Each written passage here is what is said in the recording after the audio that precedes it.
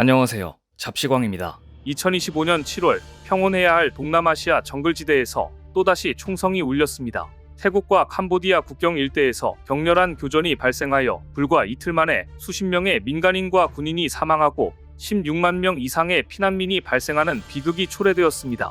러시아제 BM-21 다연장 로켓이 맹렬히 발사되었고, 이에 맞서 태국 공군은 F-16 전투기를 출격시켜 유도폭탄을 투하하며 응수했습니다.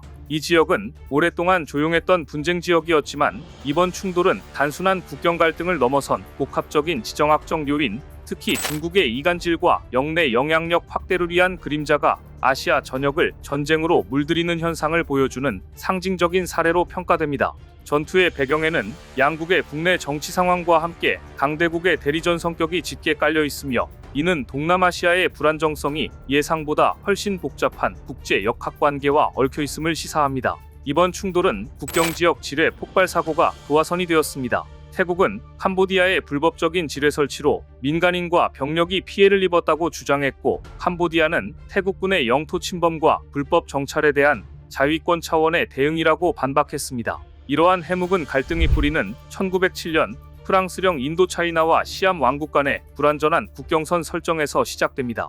특히 프레아 비에아르 사원 소유권 문제는 국제사법재판소의 판결에도 불구하고 실질적인 통제권 문제로 무력 충돌이 반복되어 왔습니다. 이번 사태는 단순한 국경 분쟁을 넘어선 국내 정치적 의도가 깊이 작용한 결과입니다. 태국에서는 현 총리가 탄핵 위기에 직면하자 군사적 대응을 통해 국내 여론을 결속하고 위기 상황을 돌파하려는 정치적 계산이 작용했다는 분석이 나옵니다. 정치 지도자들이 자국의 권력 강화를 위해 국가 안보를 명분으로 국민들의 애국심을 자극하고 외부와의 갈등을 키우는 것은 매우 위험한 행위입니다. 캄보디아 역시 훈만의 총리 체제 출범 이후 군 내부 권력 재편 과정에서 정권의 정당성과 리더십을 보여줄 기회로 이번 사태를 활용했습니다. 이처럼 양국 지도부가 자국의 정치적 난관을 해결하려던 의도가 군사적 충돌을 확대시키는 구조적 배경이 된 것입니다. 현재 국경지대에서 전개되는 전투는 과거의 단순한 병력 충돌이 아닌 첨단 군사기술이 결합된 21세기형 전장으로 진화했습니다. 캄보디아는 중국으로부터 수입한 드론을 대거 배치하여 야간 정찰 및 정밀 타격 능력을 향상시켰습니다. 열상 카메라와 GPS 기반 시스템을 활용한 정밀 타격은 과거와 다른 위력을 선보였습니다. 이러한 드론의 등장은 보병 중심의 전장 양상을 완전히 바꾸었으며, 정글과 같은 복잡한 지형에서의 은밀한 침투와 기습 공격을 가능하게 만들었습니다. 반면 태국은 이스라엘제 스파이크 엔로스 미사일로 수킬로미터 거리에서 고정밀 타격이 가능한 비대칭 전력을 운용 중입니다. 최신 센서와 구형 무기가 혼재된 전장 상황은 정글 속 전투의 새로운 양상을 만들어내고 있습니다. 캄보디아는 이번 교전에서 120발 이상의 BM-21 로켓을 태국 국경 지역으로 발사했고, 태국은 이에 대응해 F-16 전투기로 GBU-12 유도폭탄을 투하했습니다.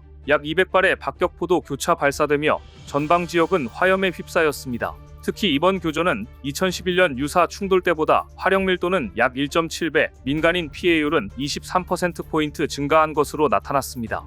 BM-21의 한 발당 가격 약 1,000달러, 스파이크 대전차 미사일은 25만 달러 등 고가 무기가 투입되면서 양국은 막대한 비용 부담을 안고 있습니다.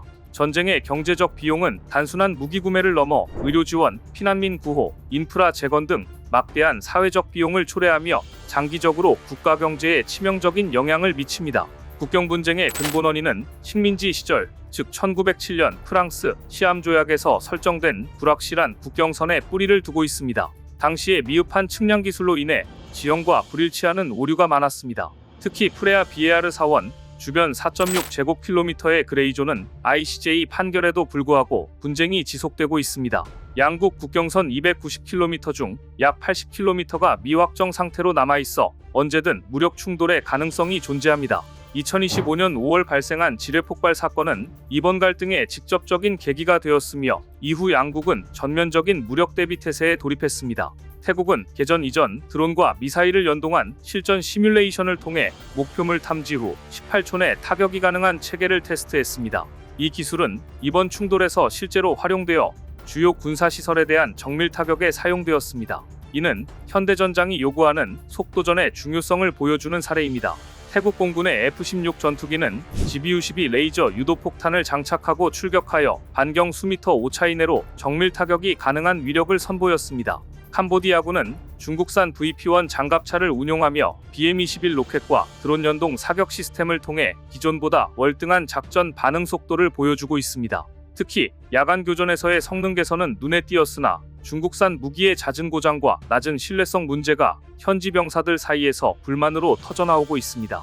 단순히 작동 오류를 넘어 부품 수급의 어려움, 비표준화된 유지보수 시스템 등으로 인해 실전에서 병목 현상이 자주 발생했던 것입니다. 이로 인해 전투 초기 우세를 잡았던 캄보디아군 내에서 중국 무기에 대한 불신과 더 나아가 중국에 대한 혐오감이 고개를 들고 있다는 분석도 제기됩니다. 겉으로만 번지르르한 전시용 무기가 실제 전장에서 제 성능을 발휘하지 못하면서 양국 모두 중국을 향한 근본적인 불만을 품게 된 것입니다. 반면 태국군은 스파이크 엘로스 155mm 자주포, F-16 전투기 등의 정밀 무기로 화력 우위를 유지하고 있으며 센서, 슈터 결합 시스템으로 전장 혁신을 이끌고 있습니다.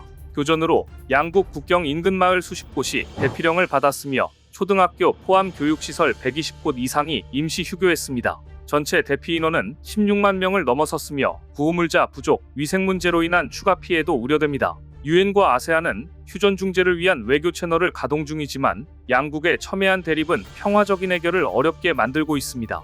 국제사회는 인도주의적 지원에 박차를 가하고 있지만 장기화될 경우 피난민 문제는 더욱 심각한 국제적 현안으로 부상할 것입니다.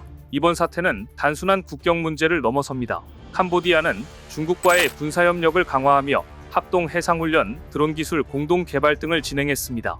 이는 중국이 동남아시아 내 영향력을 확대하려는 의도가 이번 분쟁의 한 축으로 작용했음을 시사합니다. 특히 캄보디아를 자국의 대리 세력으로 활용하려는 중국의 이간질이 지역 분쟁에 불씨를 지폈다는 비판적인 시각이 지배적입니다.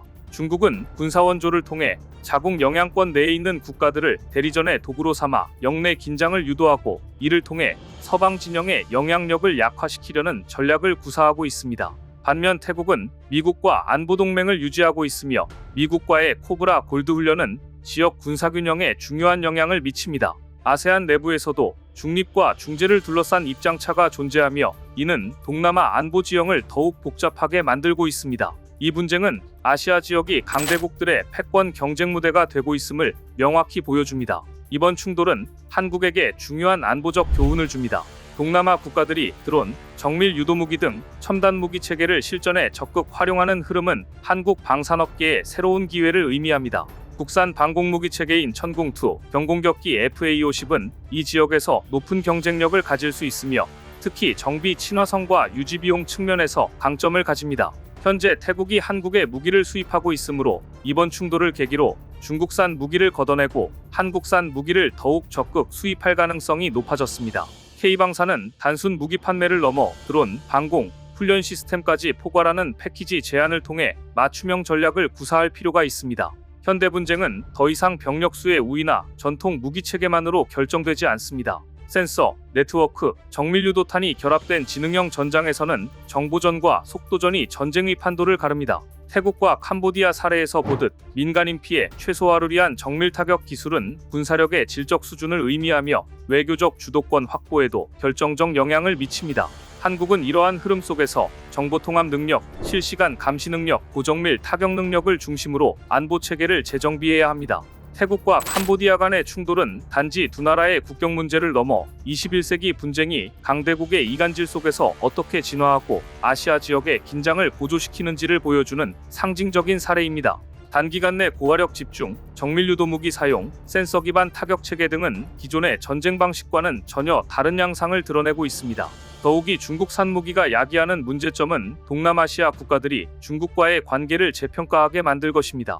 한국 역시 이런 시대적 흐름에 발맞춰 첨단과 속도, 정보력이 결합된 국방 전략으로 빠르고 현명하게 대응해야 합니다. 지금 우리가 동남아 정글에서 울리는 총성을 주의 깊게 들어야 하는 이유는 그것이 곧 우리의 미래 안보를 비추는 거울이기 때문입니다. 오늘 준비한 소식은 여기까지입니다. 댓글을 통한 여러분들의 많은 의견 기다리겠습니다. 시청해주셔서 감사합니다.